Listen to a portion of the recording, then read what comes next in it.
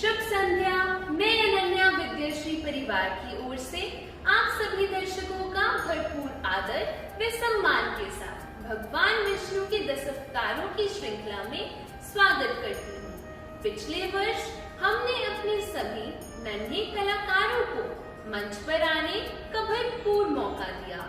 इसी श्रृंखला को आगे बढ़ाते हुए हम आपके समक्ष लाए हैं सुनहरे भारत का स्वर्णिम इतिहास। हम चाहते हैं कि इस पीढ़ी को हमारे पौराणिक कथाओं के बारे में भरपूर ज्ञान होना चाहिए। अब मैं कक्षा 8वीं की संजना को आमंत्रित करना चाहूंगी कि वह भगवान विष्णु के 10 अवतारों की श्रृंखला को आगे बढ़ाए।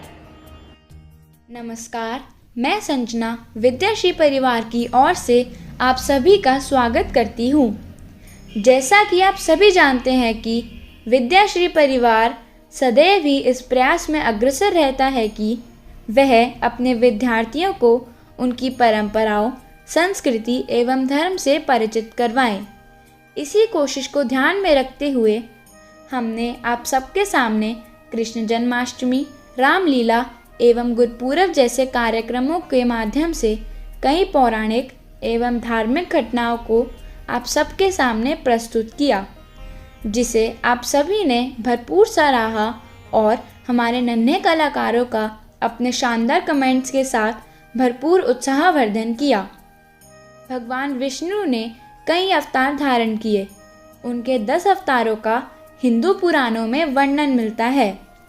इन 10 अवतारों को दशावतार भी कहा जाता है। तो आइए मिलकर दर्शन करें भगवान विष्णु के 10 अवतारों का, जिसमें कि हम आज आप सभी को दर्शन करवाएंगे भगवान विष्णु के प्रथम अवतार, जिसे कि मत्स्य अवतार के नाम से जाना जाता है। भगवान विष्णु के मत्स्य अवतार का प्रादुर्भाव उस समय होता है जब सृष्टि पर प्रलय आती है। उस समय भगवान विष्णु नए सृष्टि के सर्जक मनु और सप्तऋषियों और उनके द्वारा संस्कृति, विज्ञान और धर्म की रक्षा के लिए मत्स्य का रूप धारण करके महाप्रलय के जल से उनकी रक्षा करते हैं। जैसे चाक्षुष मनवंतर के अंत में धरती पर प्रलय आए तो उस समय पृथ्वी पर एक बहुत ही धर्मात्मा राजा सत्यव्रत राज्य करते थे। वहीं आगे चलकर उस प्रलय के बाद वैवस्वत मनु हुए। एक दिन राजा सत्यव्रत प्रातः नदी में स्नान करके सूर्य भगवान को अर्घ्य दे रहे थे। ओम सूर्य देवाय नमः। ओम सूर्य देवाय नमः। ओम सूर्य देवाय नमः। राजन, कृपा करके मुझे नदी में पुनः प्रवाहित मत करो। मैं एक छोटी सी मछली हूँ। नदी में बड़ी मछलियाँ छोटी मछलियों को खा जाती हैं, इसलिए मैंने अपने आप को आप जैसे वीर पुरुष के हाथों में सौंप दिया है, क्योंकि मुझे विश्वास था कि अब आपके हाथों से ही मेरी रक्षा होगी। और यदि आपने भी मुझे त्याग दिया राजन, तो मेरे प्राणों की रक्षा कौन करेगा? तुम चिंता ना करो मत्स्य, अब तुम्हें कोई भय नहीं। तुम हमारे साथ हमारे राजमहल में रहोगी। राजन, क्या वहाँ मेरे लिए कोई स्थान होगा? हा हा हा हा, राजा सत्यव्रत के महल में तुम जैसे शूद्र से जीव के लिए स्थान? हा हा हा हा हा, राजा सत्यव्रत के महल में तो एक नगर समा सकता है।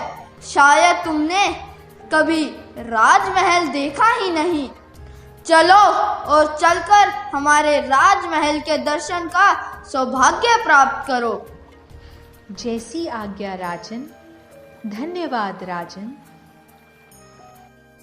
राजा सत्यव्रत बड़े धर्मात्मा थे, परंतु अभी तक वह अहंकार का त्याग नहीं कर पाए थे।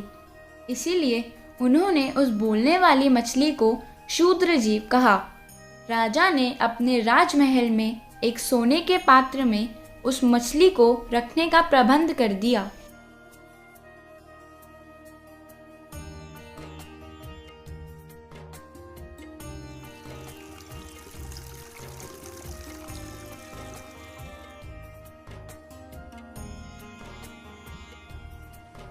सेवक, इसके आहार का भरपूर प्रबंध किया जाए। जैसी आज्ञा महाराज। हे मत्स्य, अब तुम्हें किसी विषय की चिंता करने की कोई आवश्यकता नहीं। तुम यहाँ आराम से रह सकती हो।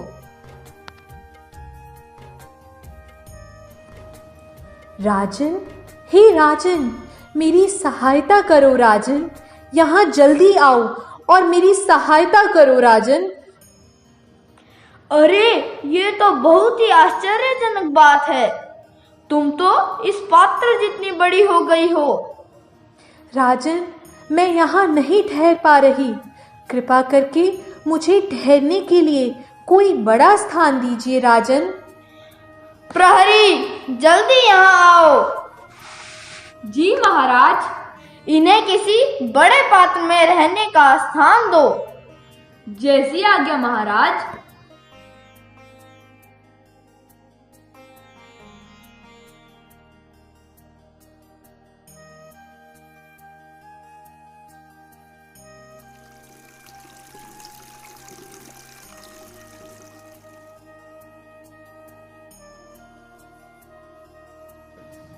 मत्स्य, तुम व्यर्थ ही चिंतित थी।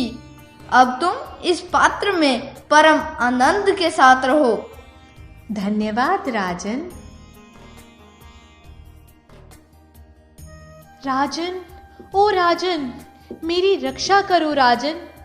यह पात्र भी मेरे लिए पर्याप्त नहीं। इस छोटे से पात्र में मैं कैसे रह सकती हूँ राजन? ये कैसे हो सकता है? तुम तो हर बार पहले से ज्यादा बड़ी हो जाती हो। राजन, मैं आपकी शरण में हूँ। मुझे राजमहल में पर्याप्त स्थान देना आपका कर्तव्य है राजन। अवश्य, आप चिंता ना करें। हम अपने धर्म का पालन अवश्य करेंगे। प्रहरी, इधर आओ। जी महाराज। इन्हें किसी और बड़े पात्र में स्थान दिया जाए। जैसी आज्ञा महाराज।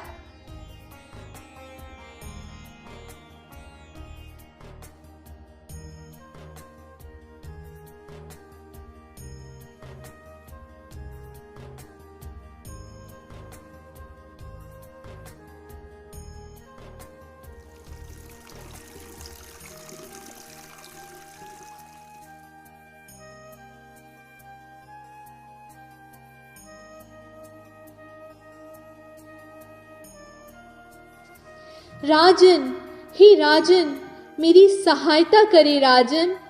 आपके द्वारा दिया गया यह पात्र भी मुझे पर्याप्त स्थान नहीं दे पा रहा है राजन।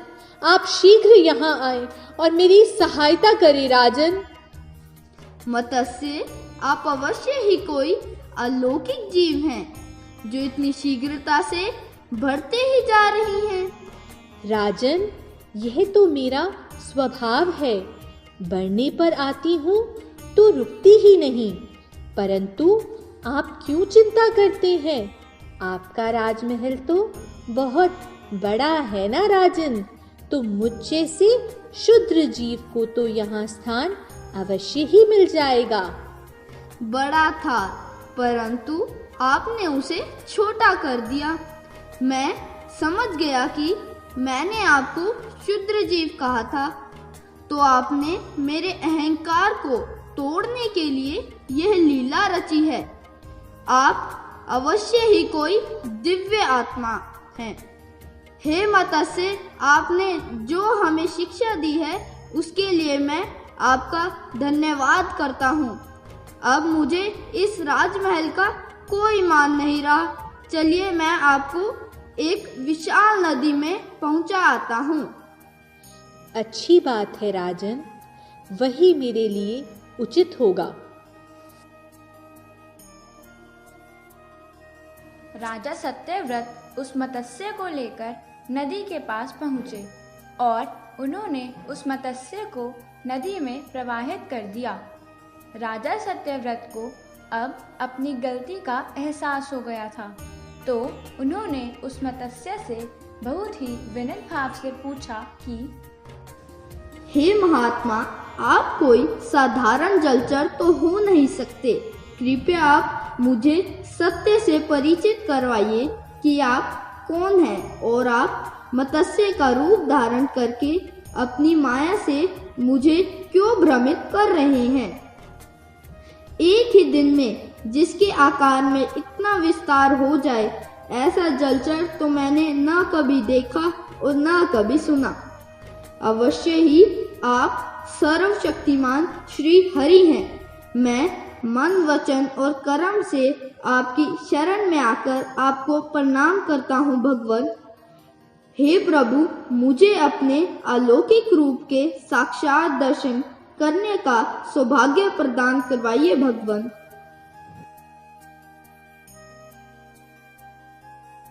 सत्यव्रत आज से 7वें दिन भूलोक आदि तीनों लोक प्रलय के समुद्र में डूब जाएंगे।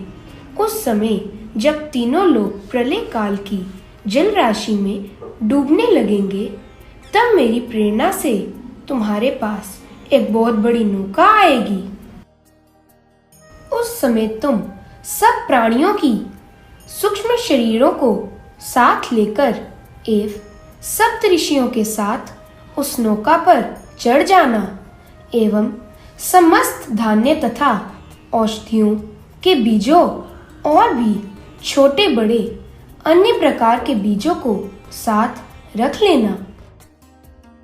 प्रचंड आंधी के कारण जब नाव डगमगाने लगे, तब मैं मत्स्य रूप में वहां आऊंगा और तुम सब वासुकी नाग के द्वारा उस नाव को मेरे सींग के साथ बांध देना।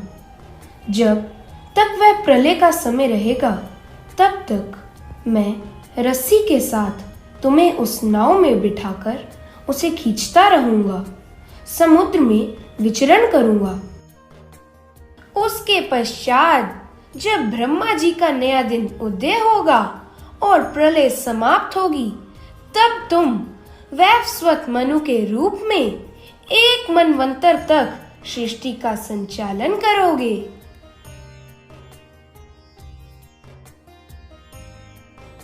7 दिनों के पश्चात विशाल मेघ एकत्रित हुए और धुआंधार वर्षा प्रारंभ हुई। महासागरों की लहरों ने जमीन पर आकर उसे तबाह करना शुरू कर दिया और चारों ओर त्राही त्राही मच गई। जैसा कि भगवान श्री हरि ने कहा था, उनके प्रताप से सत्यव्रत और अन्य जीव सप्तऋषियों और दुर्लभ वनस्पतियों सहित नौका में विराजित हुए। तभी उसी समय भगवान श्री हरि ने सत्यव्रत और सप्तऋषियों को सर्वोच्च सत्य कथित किया, जिसे कि आज हम मत्स्य पुराण के नाम से जानते हैं। इस प्रकार भगवान श्री हरि ने अपने भक्तों को प्रलय से बचाया, ताकि वह वो सर्वोच्च ज्ञान अगले युग में ले जा सकें। आशा करती हूँ कि आप सभी को हमारी आज की प्रस्तुति अवश्य पसंद आई होगी। तो आप सभी से कल फिर मुलाकात होगी भगवान विष्णु के दूसरे अवतार वाराह अवतार के साथ। धन्यवाद।